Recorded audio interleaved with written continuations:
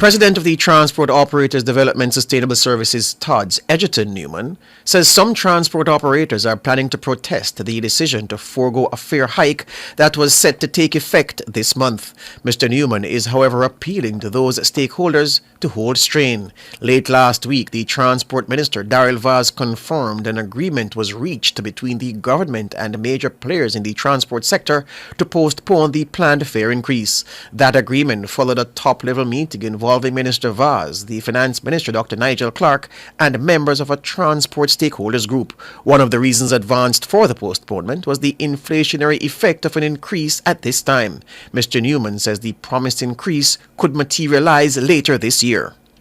It has brought our attention because we did not get to discuss the matter before we go to the meeting with the minister, that there are some persons out there who want to take matters into their own hands and call small demonstration. And we are saying to our members, hold strain, don't go and do anything that you'll be regretting in the long run. There are some operators who did not take the fare increase last year, although we urge them to.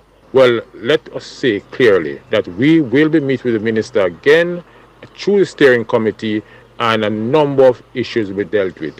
We could get the fare increase as of November of this year or the latest next financial year. We have asked our minister, we told our minister we will work with them. Mr. Newman says the decision to postpone the fare increase is a difficult pill to swallow. However, he says sector interests expect the government to make good on other commitments. It is an agreement that was very hard to swallow, but bearing in mind the present conditions of the economy, looking at inflation, and listen to the explanation given to us by the Minister of Finance and the Minister of Transport, we have no other choice but to agree with the minister, but must note clearly that we have put some things on the table that must be addressed and must be addressed now. Of course, some conditions, the conditions under which we work is one such matter that must be dealt with now. We believe in training and development, and that is another matter that we are looking at. Egerton Newman, President of TODS. Former chairman of the Jamaica Police Federation, Corporal Rohan James, is at daggers drawn with the organization, accusing its members of betrayal. In a letter shared on social media, Corporal James asserts that the Federation has colluded with the High Command to replace him as chairman. This, he says, is because of his decision to file contempt proceedings in the Supreme Court in relation to the JCF's failure to implement court orders for an overtime system. He further claims that the organization has put the matter on hold to ensure he is removed from the Central Committee of the Federation. This, he claims, is a ploy to have the matter withdrawn from the court. However, the new Police Federation boss, Inspector Blanche Codner, has rubbished Corporal James's claims. The Police Federation operates with branch boards. All branch boards have been dissolved with effect from the 31st of March.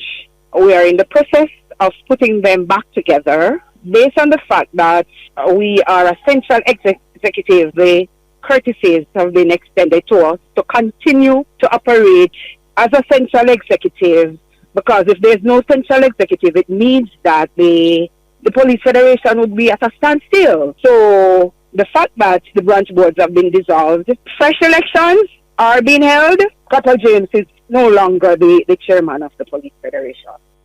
She says there's no rule that mandates the inclusion of previous executive members as part of the new leadership of the Federation. At the end of the Federation year, the boards are dissolved. The boards that were previously in place, it doesn't mean that the same persons who were there before are the persons who will be elected to be on the board. So different persons will be elected to serve. Inspector Blanche Codner, chairperson of the Jamaica Police Federation. The Minister of National Security, Dr. Horace Chang, says the formal transfer of lands at Albion Heights in Montego Bay, St. James to the Coral Gardens Benevolent Society should happen within the first quarter of this fiscal year.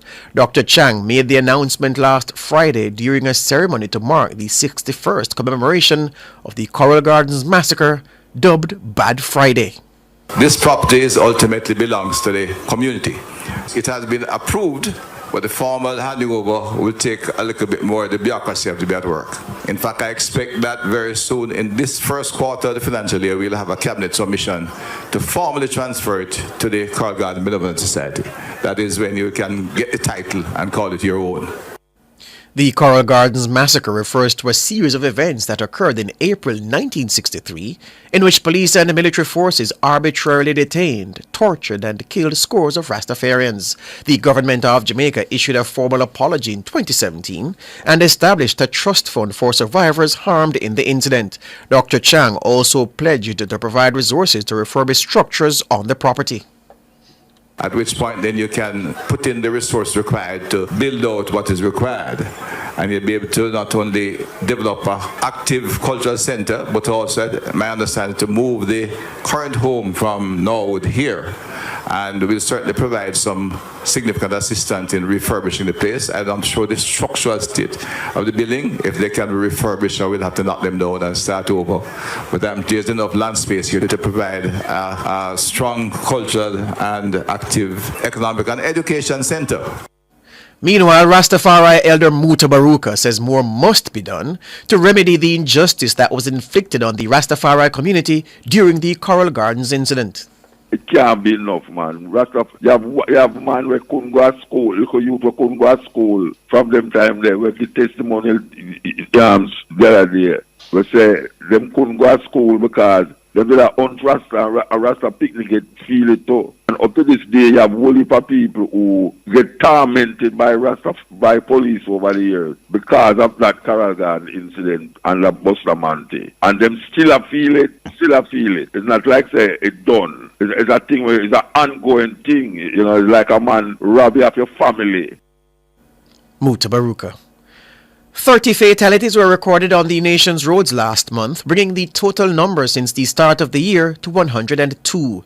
This compares to 107 for the corresponding period in 2023. That's according to the Public Safety and Traffic Enforcement Branch, PSTEB, of the Jamaica Constabulary Force. The most recent deaths occurred on Easter Sunday, where a 44-year-old man and a 49-year-old woman were killed in separate incidents. In the former case, police say the man, who hailed from Spanish Town in St. Catherine, died when the Toyota Probox motorcar he was driving crashed into a Honda Vezel at the intersection of Bustamante Highway, Red Road and the Savannah Cross in Maypen, Clarendon about 7 p.m. A passenger in the Probox and the driver of the Honda motorcar are being treated at hospital. Earlier in the day, a 49-year-old Kingston woman succumbed to injuries after the Nissan Caravan in which she and 22 others were traveling crashed into a wall on the Fern Gully Main Road in Ocho Rios, St. Anne. Police say the right front tire of the bus blew out and the driver lost control of the vehicle. Vice Chairman of the National Road Safety Council, Dr. Lucian Jones, says motorists need to slow down and not just on holidays. The death of a lady on Easter Sunday brings into very sharp focus the fact that as a nation we have to be eternally vigilant about road safety. For this year, now including its death, 101 persons have died compared to 107 last year. And last year we know that 425 people died. And it's our aim, at least in phase 1, to get below 400 this year. We started off very well with at least 20% less than last year. We are now down to just 7%. It therefore means that we have to continue to have enforcement as our number one priority. We have to be warning people constantly to slow down, just slow down. Not just on holidays, but at all times.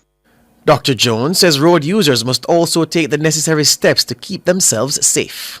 Many motorcyclists have also died. Last count I heard it was 37, probably 40 by now. And when you combine the number of motorcyclists who are dying and pedestrians with people dying in cars, then this adds up to this kind of number. The police alone cannot make up for what others need to do. We need to take personal responsibility and slow down. Wear our helmets, be very careful on the road, don't wear dark clothes at night, don't drink and drive. Stop using a cell phone and driving. It is madness. So we mourn the loss of another death, and we thank God because it could have been much worse. Pray for those who are injured. Pray for those who are grieving at this time. Dr. Lucian Jones, Vice Chairman of the National Road Safety Council. Gender advocate Lynette Vassell has commended the Jamaica Constabulary Force for striking gender references from its rank structure. The force announced the move last Friday, saying it was not just an update in terminology, but a modern approach to equality within the constabulary. I think it could denote consciousness at the level of the leadership, no doubt fueled by women in our ranks, that change is important, and that recognizing women's contribution and removing all forms of discrimination is the way to go. I think it's an important step. Ms. Vassal says in his announcement rather, the JCF said the dropping of the word woman from its rank coincides with the 75th anniversary of women entering the force. It says the move honors the contribution of women in the force and underlines an environment of inclusivity where the focus is on the professional, not the personal. Mrs. Vassal says other important steps must be taken to advance gender parity in the JCF. That is why I say it's a foothold, because I know that there are many other issues. The whole question of the percentage of women as against men in the force, the whole question of opportunities for enlarging the core of women because of whether there are facilities, the whole recruitment issue as well. So it's a foothold, and women inside the force and the men who are progressively looking at these issues, as well as civil society, needs to take the opportunity to push the envelope and see what else needs to be done immediately. Mrs. Vassal was speaking with Nationwide News on Monday. Meanwhile, gender and development specialist Indy McClymont Lafayette agrees that the removal of gender-specific titling sends the right message. I think it would be good if the force followed up by doing, a gender analysis to see what were the gaps for men and women within the force and what other measures need to be put in place to ensure that there is a level playing field for both men and women within the force. I think that would send a strong message that the force is serious about gender equality. Indy McClymont Lafayette, gender and development specialist. She was speaking with Nationwide News on Monday. International news now. Former U.S. President Donald Trump has posted a $175 million bond in his New York civil fraud case, staving off asset seizures by the state. He was found in February to have fraudulently inflated property values and was ordered to pay a $464 million penalty. The posting of the bond means New York's Attorney General cannot enforce the penalty by freezing his bank accounts or taking property until his appeals are heard. Trump denies wrongdoing and says the case is a political hit job. He was originally ordered to post a bond amounting to the full penalty, but it was reduced following his lawyer's intervention, saying it was impossible to secure a bond of that size. For now at least, Trump is spared the humiliation of seeing his real estate assets, such as Trump Tower in Manhattan and his Mar-a-Lago estate in Florida, taken away from him.